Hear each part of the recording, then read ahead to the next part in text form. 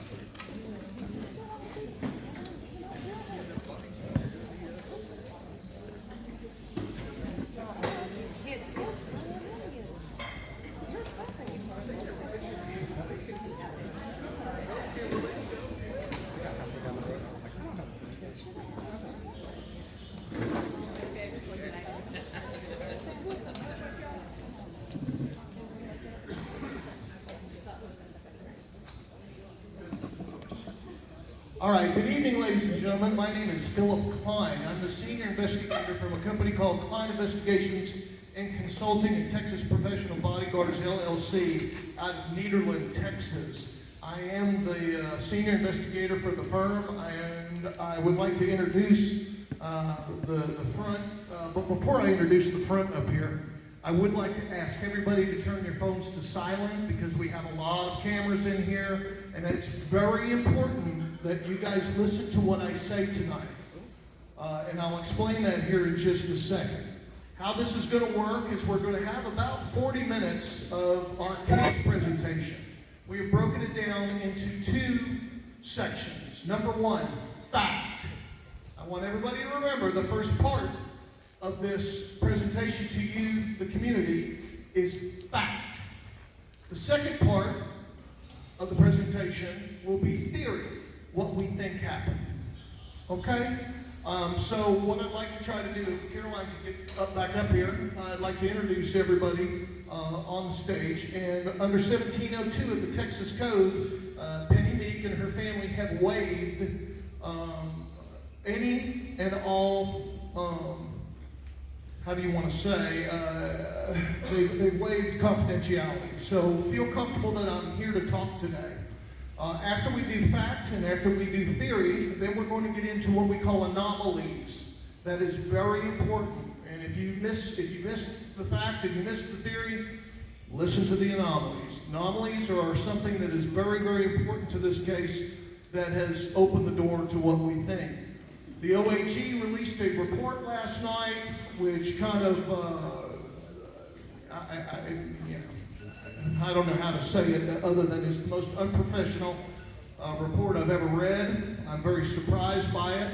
I think they were panicked as they knew we were going to release some information that's never been released about the Tom Brown case today, including a possible manner of death. We have kept that very silent, and we're going to kind of go through it tonight. MJ Holmes is here. We'll introduce everybody, and she will kind of go over manner of death with you tonight. She is our interrogator and that sort of thing, but I'll introduce her. Penny, would you please stand up? This is Penny Meek. For those of you that do not know Penny, Penny is the mother of Thomas Brown. Chris Meek, Chris is the stepfather, and you know, probably one of the nicest men I think I've ever met in my life. It has been so cordial. Third is my friend Tucker Brown, that's Tom's brother. I have asked them to come sit up here tonight because I want you all to look into the white of their eyes. I want you to see these folks not as people that are what we call in the business antagonists. They're anything but that. These people are true victims. And there's a time in my career, and I've only done this twice, this is the second time, where I want the public to see that these people had nothing to do with the disappearance of Tom. And we're going to show it to you tonight. Okay, for the first time, we're going to show it to you. And that this theory of suicide, and we're going to tell you about the manner of death, which is impossible, but we're going to show you the manner of death tonight that we, and it's not theory, folks, it's fact. Okay? We've withheld it. We've never told the public what we knew. Okay? We've never come out and told everybody what we knew. Hadn't told the media. The family and I, when we found out, we discussed it. And then, of course, the team members that are here and are also watching on live feed, that if you have a question for one of them, we'll get to that in a second. So, thank you guys for being here tonight. Thank you. You know what? We've had a couple of meetings.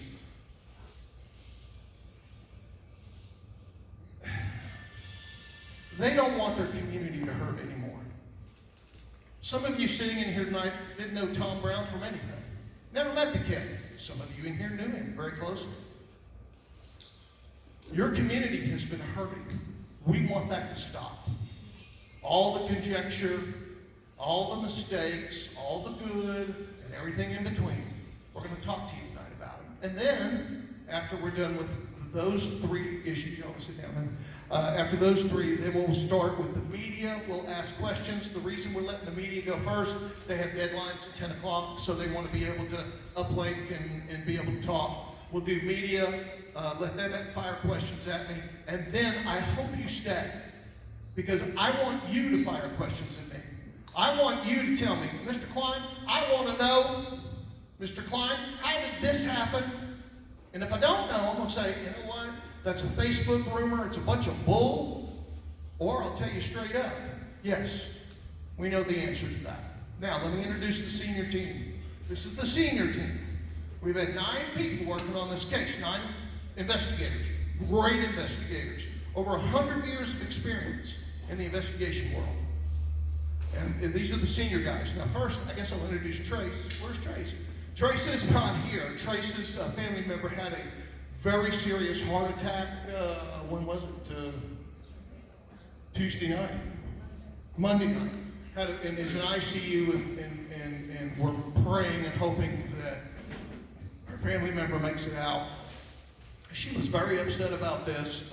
We do have a live feed going, so she is watching this. So if you have a question for Trace is our ground operative. Trace is the one that has the dogs. I think everybody has seen Chance. Chance is an amazing animal that finds Civil War time graves. I mean, who knew? I mean, Chance is just, when first time I watched Chance work up in Idaho, on a case we were working up there, I was just like, oh my God, look at this dog. This dog can find anything. So Trace is the dog handler. She has a new dog called Taz, because Taz is a Tasmanian devil. So she is, her and Taz are watching from, I think, the hospital, or did they get? Yeah, he did. Okay, so he's home. I guess you can't stay with COVID. You can't stay in the hospital anymore, so they send you right home. So they're watching from the couch right now, and so we have a direct feed to her. If you have a question on dogs, dog handling, what the dog found, what the dog didn't find, that sort of thing, we're going to show you what the dog found and what the dog didn't find. Some of this has never been released. Introducing Caroline Gear. Caroline Gear has been an investigator for 14 years. She started off in my office as an intern, and then she caught the bug. She went back to Lamar University. She's a graduate of Lamar University, bachelor's in psychology, and then she has a master's of social work in our office. She is our MSE, we call her. She's the girl that will read your analysis, watch your interviews, and then tell us what she thinks. So Caroline is a definite asset.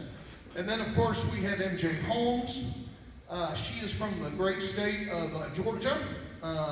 MJ is our interviewer. She is the person that, when we get into these cases and we're looking at witnesses, she is the one that will interview you. She's really good at statement analysis. Like whenever you get into some trouble, they'll ask you to write out a witness statement. She'll be the one that reads the witness statement and tell us all about your psychology. It's way above my pay grade, okay? These girls are way above my pay grade. But what I do is, and then of course there's me, thank you, MJ. And then of course there's myself. I'm the senior investigator. I'm the guy that signs the checks and makes sure that the cases get moving. Okay? So with that, what we'll do is welcome to our presentation of our investigation of Thomas Brown's death. Let me get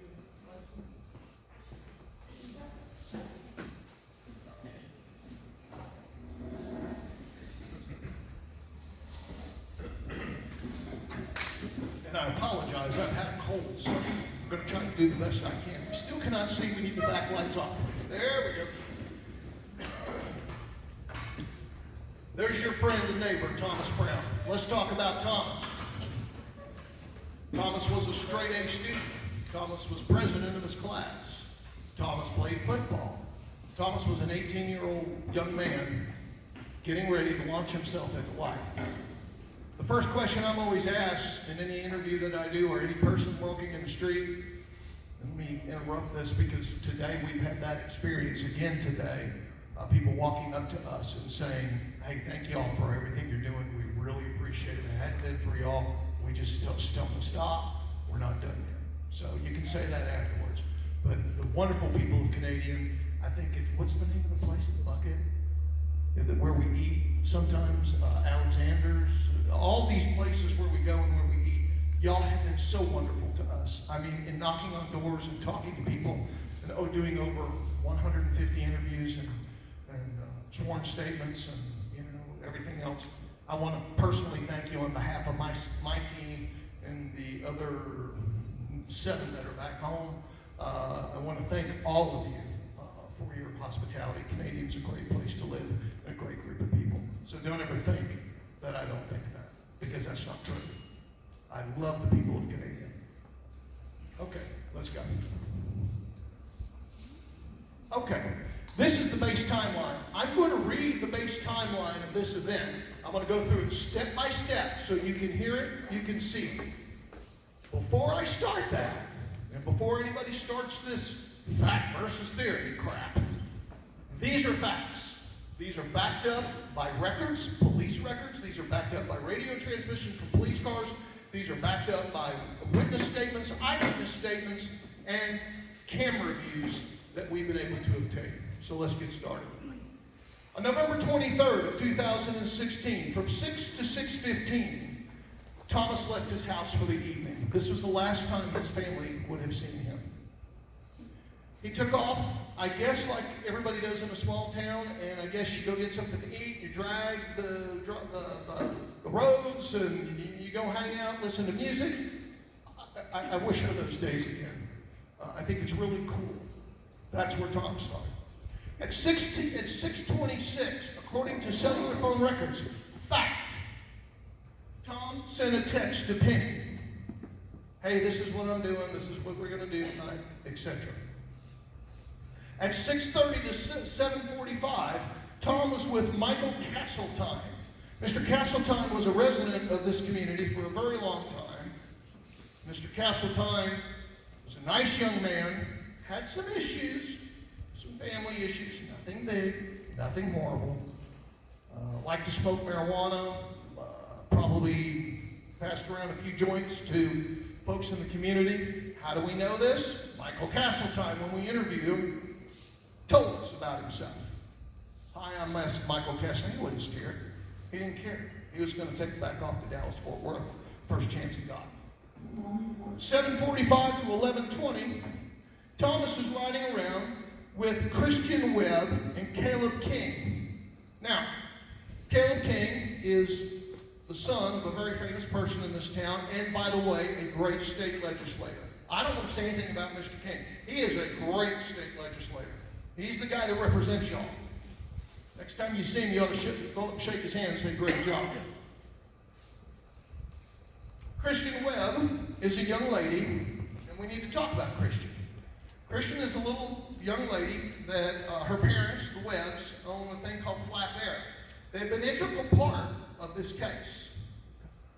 In full disclosure to all of you, many did not know, we were, I don't want to use the word stalked, but we were followed around a little bit from some local people who wanted to know what we were doing in town, and who we were talking to, etc., etc.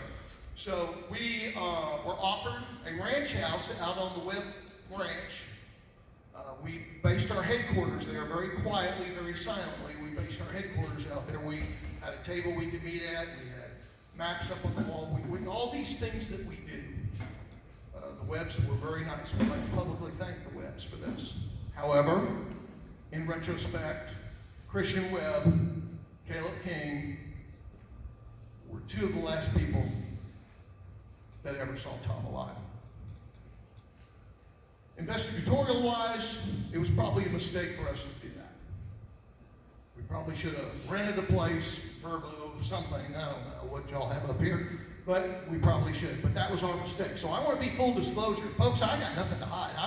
I want you guys to know the full ramifications of what we've done. At 11:25, here's where things start getting hot. It's 11:25, the night before Thanksgiving. Fact. Thomas, Caleb, and Christian depart the middle school parking lot. How do we know this? Well, we know this by cell phone pings. We know this by the testimony, both sworn and unsworn, by Ms. Webb and Mr. King. We've interviewed Mr. King 3 times. We've interviewed Ms. Webb, I can't tell you how many times. Again, you always go with what you know. You interview the people, right, that last saw him, because it's that important. They'll know something you don't. At 11:28, here's where we get hot. Thomas swiped his debt card at Frank's gas station. He fills up the tank. Now you may say, what's so good about that? Well, when we found his car, we called Chrysler, and I can never say the second word, Daimler? We called Chrysler Daimler, all right? And we said, hey, look, this is a Chrysler car. We have a full tank of gas. We took a reading on the gas tank. We know how much gas is in the tank. Can you tell us the distance based upon your engineers' process? And they did. We gave them all the information. Their engineers came back to us within a week and said, okay, here's the X mileage. And we'll go over the mileage in just a minute. Here's the X mileage. Okay. So he fills up with gas. We know it's a full tank because of obviously the gas thing. And then this is where we start getting into this gray zone. When we first took this case, 4 days after, and we'll talk about how we took this case, one of the things we wanted to know is, where's Frank's? Where's Frank's? Folks, we don't know your town. We don't know you. We're outsiders coming in. And so we look at it and we ask ourselves a couple of things. Okay, what's Frank's? Has there been any crime at Frank's, right? I know I see some smiles out there. We don't have crime in our community. Well, you do now. Yeah. But we look at the Frank's itself, and when we first got in this case, and I introduced myself to the sheriff, the former sheriff, I said, look, I don't want to get in your way. If you guys are law enforcement, and let me say this to you real quick. You know the difference between a law enforcement officer and myself? There's really none. He can arrest, I can arrest, right? If I have a piece of paper from a judge, I can go arrest. That's the law, 1702, look it up. The difference between us both is that he carries a gun with a badge and he can arrest people on the spot. I have to file a probable cause affidavit, etc., etc., etc. We all go to the same schools. We all have the same instructors. We all have the same everything, folks. That's what you don't know. We have to, by state law, and our licenses are under the Texas Department of Public Safety. I guess a lot of people don't know that because they look at my ID sometimes and they go, oh no, you're DPS? No, we're DPS private security. We have to have a certain amount of hours. So we study very hard. We have to take tests. We have to, there's the queen of teaching right there. We have instructors that are just so great, but so do the police. So there's really no difference when it comes down to, quote, investigation. There's really no difference.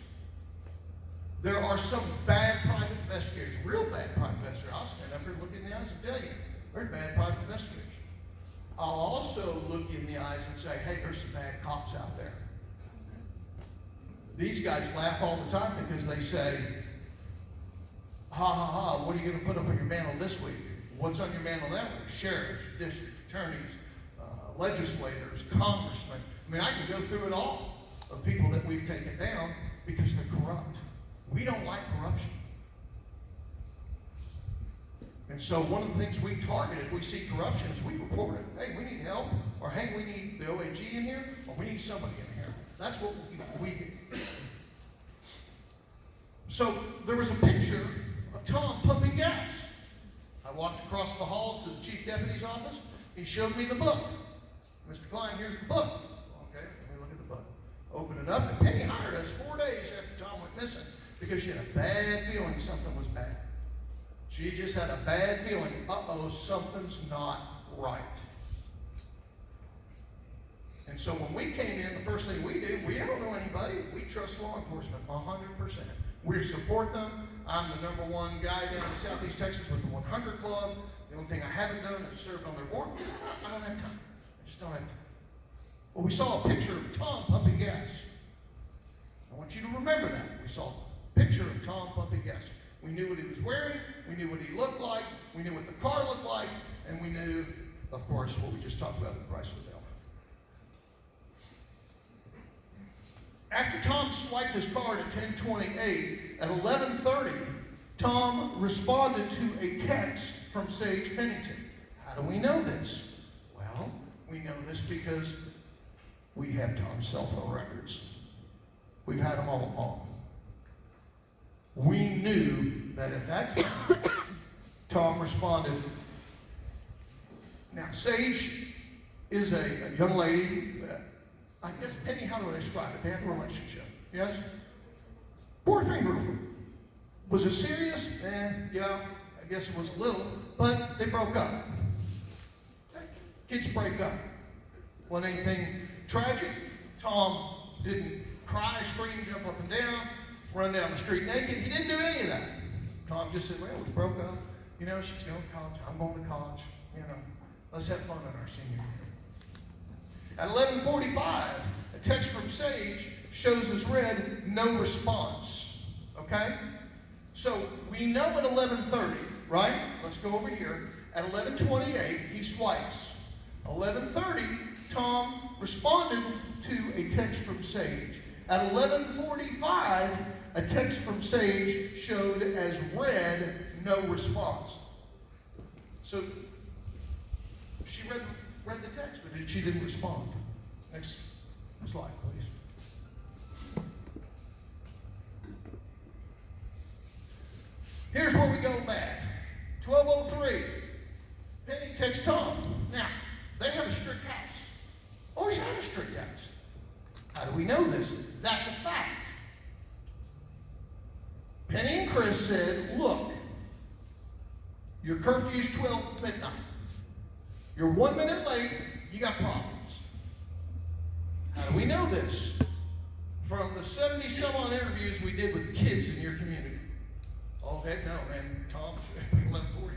Tom's on the way to the house. Why? Well, he didn't want to get grounded. He didn't want to get in trouble.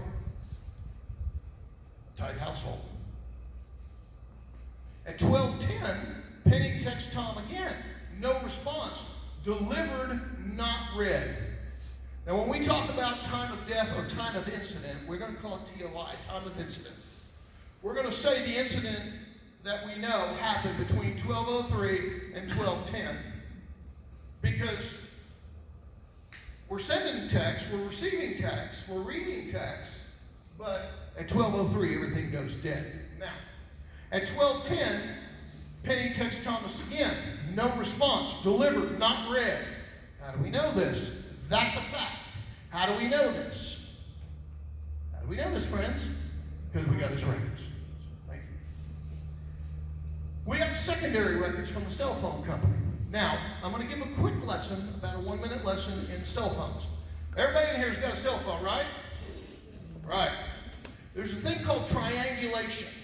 The new technology. It was brand new back in those days, but now it's, boy, we can do things that you cry. And each cell phone tower has 3 antennas. The new 5G system is 3 antennas. That's why they're trying to push y'all to give them their cell phones and get new ones, because they want everybody up in the 5G system. So there's three. Three on one side, three on their side, three on the other side. Okay? It's called triangulation. They can triangulate your location if you have your locator on. They can triangulate your location within 2 feet of where you are. Great technology. But back then it wasn't so good. Especially up here in Canadian. Because up here in Canadian, you guys have a system where, and I don't really understand why it's this way. AT&T's real good up here. Verizon's shaky. T-Mobile, forget it. But what we have is we have towers in different cities that triangulate around. When one tower gets real busy, right? When one tower gets real busy, your system shuts down. Or sometimes it shuts down. Everybody's dropped calls in this community? Raise your hand. Okay, maybe not. Maybe everybody's AT&T. We get calls dropped all the time. So, we know a pretty good area where that cell phone was. Where was Tom's cell phone? Let me tell you where Tom. This is a fact, by the way. This is not conjecture. This is a fact. We know Tom was within 1,000 feet of the football field. We know he was there.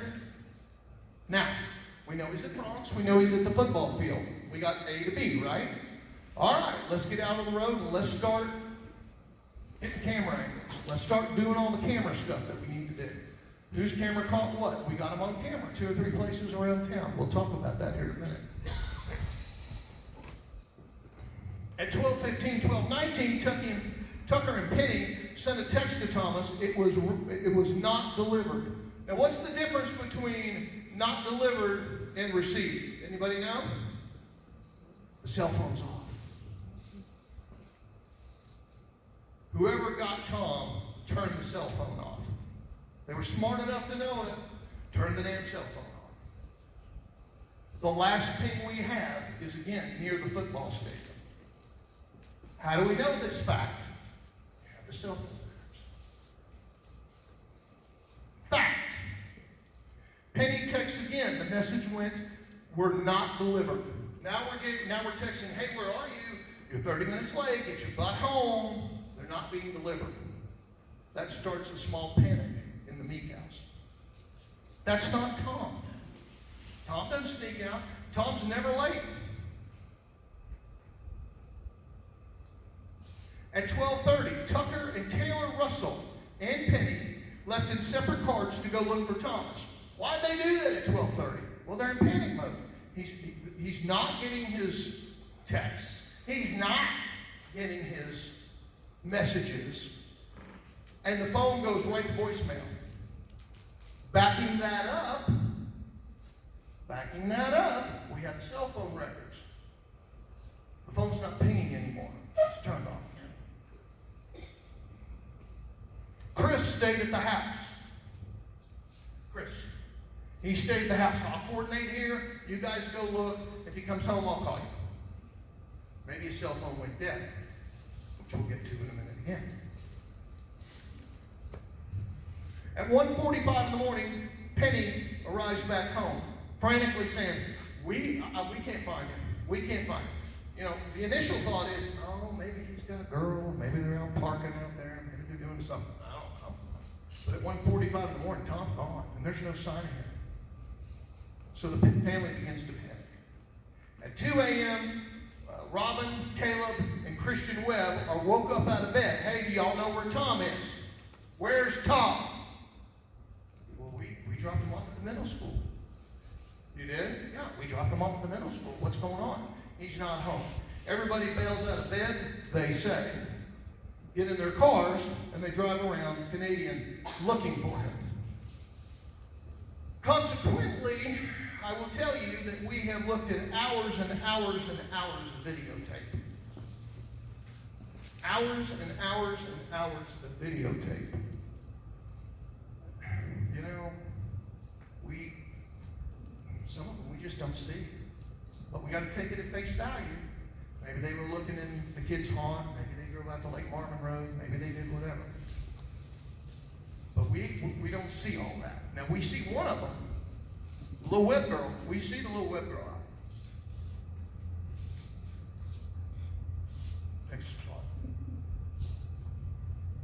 2:22 a.m. Penny calls dispatch. Reports Tom missing. A full 32 minutes after she gets home. She said, I can't, something's not right. I gotta call the cops. She calls the cops. Hey, we got a missing kid. How do we know this? This is fact. Anybody wants to talk about fact and theory? There's no theory here. We've got it on police dispatch logs. We have it on police radio. We have it on 911 recording. We've got it. We know this is the time. 2:22 a.m. This woman right here calls in and says, my son's missing. I need help. I need help now. 2:30. Tucker dropped off Taylor in Livingston County. Taylor's like, look, call me. Let me know what's going on. I gotta go home. I think, did he have to work the next day, if I remember right? We were already that way, so I just dropped him. Yeah, so he was already that way doing some searching. So he dropped him off at his house and said, hey, I'll call you. I'll go run home. Tucker goes home. 2:22 a.m. 911. My son's missing. Canadian, Texas. Fact. 3:03 a.m. Police finally arrive. Pine Gregory. This is the first of many times you'll hear that name. Pine Gregory. He shows up on scene. What's going on?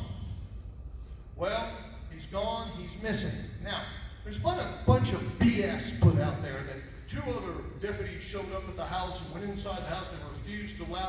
Penny refused to allow them in the house. We just all laugh at that. That's just the most ridiculous thing you've ever heard. We've got call logs, dispatch logs, radio traffic. We've got it all. Pine Gregory enters their house. What's going on? They tell him what's going on. At the same time, 3:15, Tucker's coming back from Livingston County, walks in the house at 3:15. A discussion with Mr. Gregory ensues. What's going on? He's left. Is that like him? No, it's not like him. This is crazy. He never would do anything like that. According to call logs, Tucker requests to go ride with the deputy. Why? Tucker's a kid. Tucker knows where everybody goes. Everybody goes to Lake Marvin Road. That's where they go party. They go out there, for fires, drink some beer, talk football, do whatever they do, smoke some pot. They do whatever they do out there. They're kids. They're learning life. He says, come on, let's go. Let's go look the city. Tucker gets in the patrol car. 3:37 a.m. Pine Gregory was told that Tucker requested to ride with him. So you can see there was a discussion that ensued from 3:15. He got dressed, got a jacket on. Remember, it's 24 degrees that night. 24 up here. It's cold. So Tucker got some warm clothes on. They hop in the patrol car. Pine Gregory arrives back at the Meeks because he leaves. Pine leaves and comes back. Because Pine had left and said, I'm going to go out and patrol. Then they got permission. There were some phone calls back and forth to the police station. Pine Gregory arrives back at the house to pick up Tucker. At 3:49, according to dispatch records, according to 911 tapes, according to every kind of whatever you got in the police service, Daniel Derrera assigned to the Meeks residence. What's going on with that? We'll explain it here in a minute. At 4 a.m., Robin, Caleb, and Christian are told by the police, go home. Go home. We don't want you out here on the streets. Go home. We'll figure this out. Right? The three kids are going to be kids. They go home. Next slide. From 4 to 5:45, Tucker rides with Pine Gregory to search for Thomas. At 4:16, according to, and that's a fact. That's a fact. Fact, at 4:16 a.m., according to call logs, radio transmission, and Pine Gregory himself, Brown